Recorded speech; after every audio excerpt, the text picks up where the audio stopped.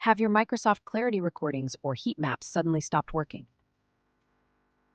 That's because Microsoft retired Clarity Consent Mode version 1 after October 31st, 2025.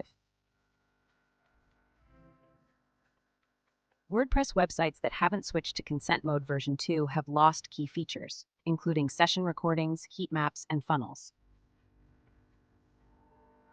Microsoft Clarity now only supports Consent Mode version 2, which requires websites to send consent signals for different cookie categories. Without this upgrade, Clarity won't collect or display user analytics data, leaving you with missing insights.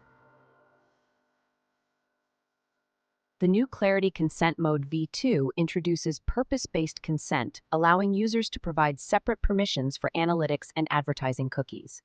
This approach enhances user privacy while ensuring your compliance with GDPR and ePrivacy.